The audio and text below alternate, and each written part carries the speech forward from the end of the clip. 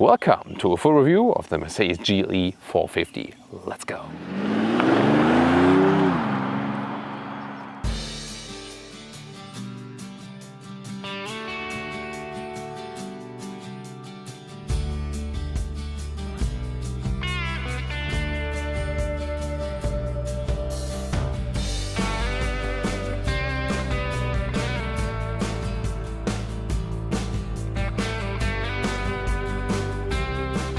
In the front here, the new GLE generation looks a little bit sportier, more agile also with the accentuations here on the hood. This is the standard front grille design with the two horizontal fin layout. The AMG line exterior would have the diamond pin grille. 4.92 meters, 16 foot 1 or 194 inches is the length of the GLE. There's the bigger brother as GLS also available. Wheel size actually from 18 to 22 inch. These ones here are 21 inch. You can also get the wheel arches in the body color, but this one here, the standard setup with the crossover wheel arches. Suspension wise, very interesting. You get a standard steel suspension, then you have the optional air suspension, as you know, and then there's the E-active body control, which can actually lean inside the corners. Very interesting technology, and it also has some special off-road functions, so actually you can tune every single wheel with the suspension above that, where it shall lean in or out. That's a very interesting piece. The rear has actually been changed most significantly in this new generation with the new horizontal tail lamp design and the signature right there, and definitely more modern. The 450 today also here, the 3-liter 6-cylinder. 367 horsepower, now with mild hybrid technology, 5.7 second the acceleration figure. Also available with the off-road package.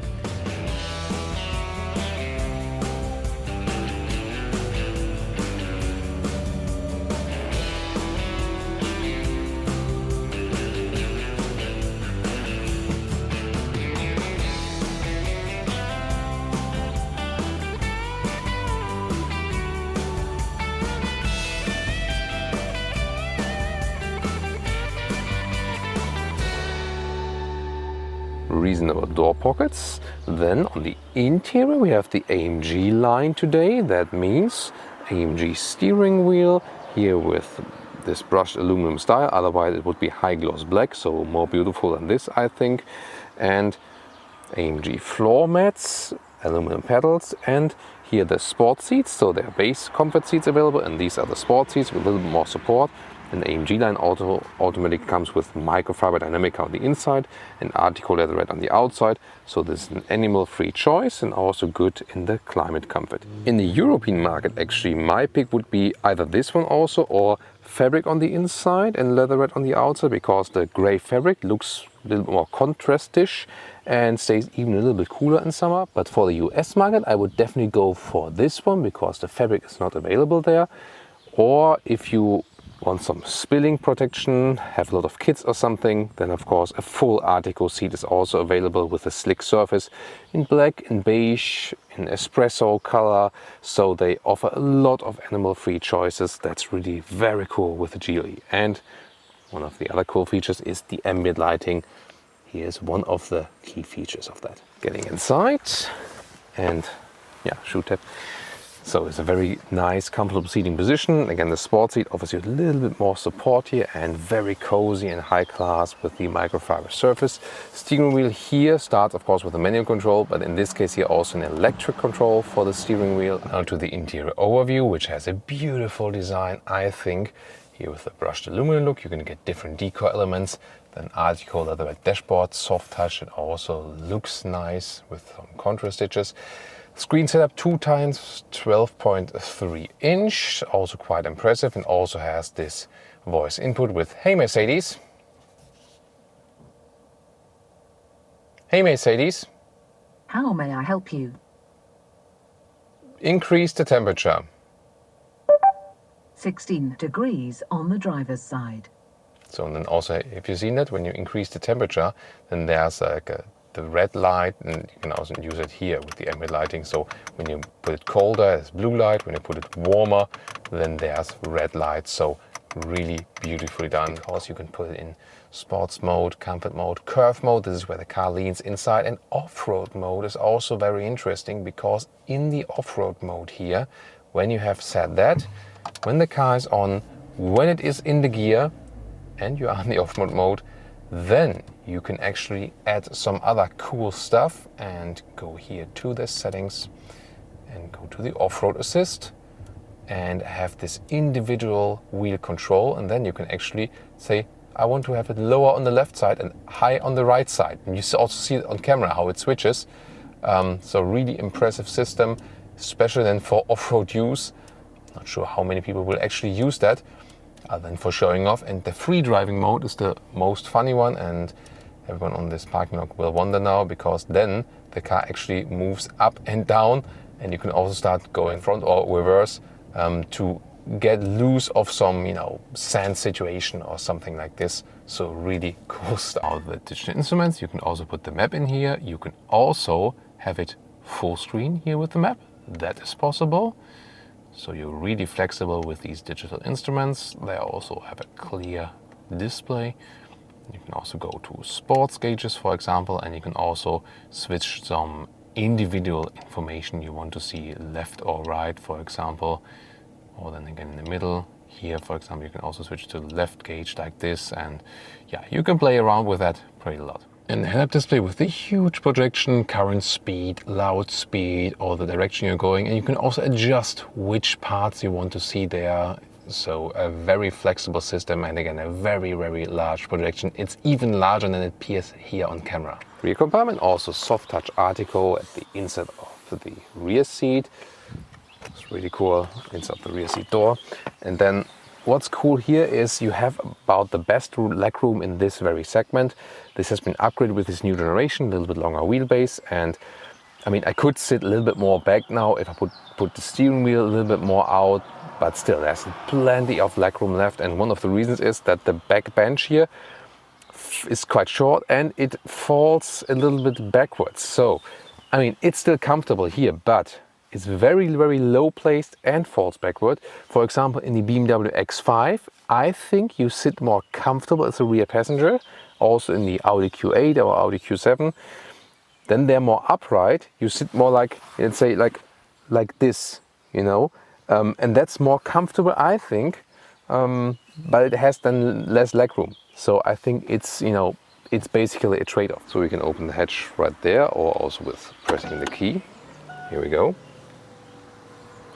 So, and at the moment I've already removed the top cover, and liter figures 825 to 2055 liters. That's quite impressive.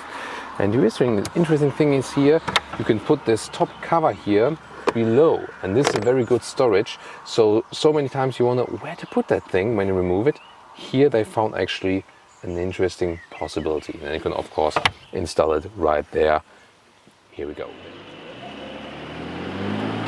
Welcome to Thomas's Driving Lounge with the Mercedes GLE 450 here with the inline 6-cylinder, now as MHEV mild hybrid system. And we're going to do some city driving, we're going to head on to the motorway, then we first start with slower speeds, and then we'll also floor it out, max speed, really high speed, check noise installation and so on. And so different aspects coming up here. Interesting here, you can see the camera side here on the center display, and this actually always happens. You can turn off and on that function when you're approaching the next traffic light. And I mean here in the GLE it's not that critical because the windscreen is quite high, but for example in the CLA that was very relevant, this function. It is meant to be a traffic light visibility, so sometimes traffic lights are placed way low, and then you have to where is it? I can't see it. And that way you can just sit like this, all good. Then you can see the traffic light jumping to green here on the screen. Yeah, it's some kind of decadent function, but again, for vehicles that have very low windscreens, that might make sense. Why not? Very interesting. So we have 21-inch wheels mounted here, so rather bigger ones. That of course reduces the comfort a little bit. You feel it in some smaller bumps on the road, so if you want more comfort, then go for smaller wheels. However, there is the air suspension mounted in here, and that is still set on a soft note, which is pretty cool. I like it when air suspensions are still set on a soft note, and that is the case for the Mercedes non-AMG models. If you pick an AMG model with air suspension, then they make it that stiff that you can't really feel it's an air suspension anymore. But to me, the GLE, one of the best comfort rides overall, actually. So one of the most comfortable cars to me. So the MF here, especially here in city traffic, stop and go, it really works and can get us actually down to about 9 to 10 liters on 100 kilometers, which is excellent for a vehicle of this size and this size of engine. And another very interesting mode is we not only have the air suspension here, we also have the E-active body control, which is enabling us with this curve mode.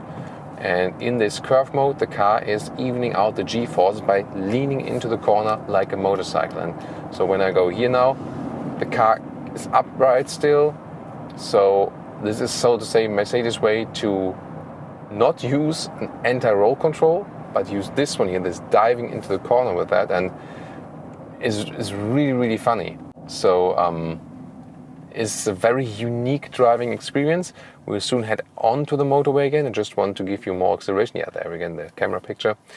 And when we are, on rolling onto the motorway, I can do some left-right, and then maybe you can see. It's really hard to see on camera. It's more like you experience that yourself. But it's really like when you are in this slalom, the car keeps really upright and doesn't lean to left and right. And that's part then again of this curve system, that the car is evening out the G-forces. Really amazing. But here we'll go to the Sports Plus mode now and really hammer it out. Let's see about the acceleration of this engine and also then about high-speed noise insulation.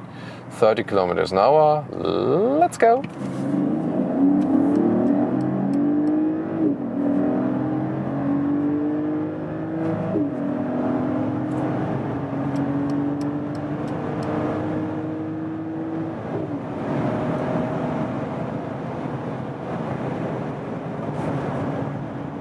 That's 200 kilometers an hour or 125 miles per hour. Very decent acceleration. All-wheel drive has a rear-wheel bias, and now even here pretty stable at high speeds. You can also put the curve mode here now at higher speeds. See how that one plays out. Interesting. So in the sports mode, the suspension is stiffer. That helps us to keep the car straight, but in the curve mode, it's also helping. So, but it's a different feeling, and steering feeling is a little bit loose in the curve mode comparison to the sports mode. In the sports mode, you have a stronger steering feeling.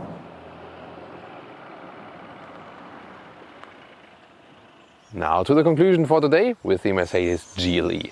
Still one of my favorite big or full-size SUVs because it does give you this air suspension carpet ride driving feeling, very comfortable in the seating position, very good in the seating choices for the sustainable animal-free options, and also, especially if we pick a little bit, smaller wheels than we have here today, the overall comfort it delivers you.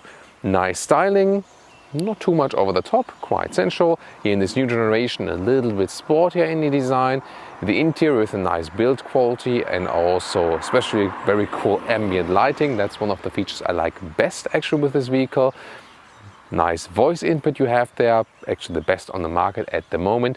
And the offering of space is also quite good. 7-seater option is available, as I said earlier.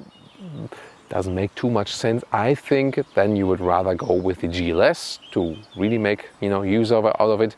E-active body control, yeah, I mean it's a very interesting tech gadget, but also not really necessary. I would just pick it with a basic air suspension, maybe like 19-inch wheels or something, and you have the best comfort setup. And AMG line here on the interior is a very nice option, especially with this microfiber seats then here. So overall, I think one of the best SUVs in this segment here at the moment.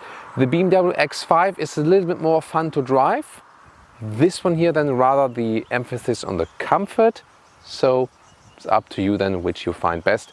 You can also tune into our SUV comparison episode. Then we also test it here against some other competitors. So See you there. Always interesting links in the video description and in the pinned comment.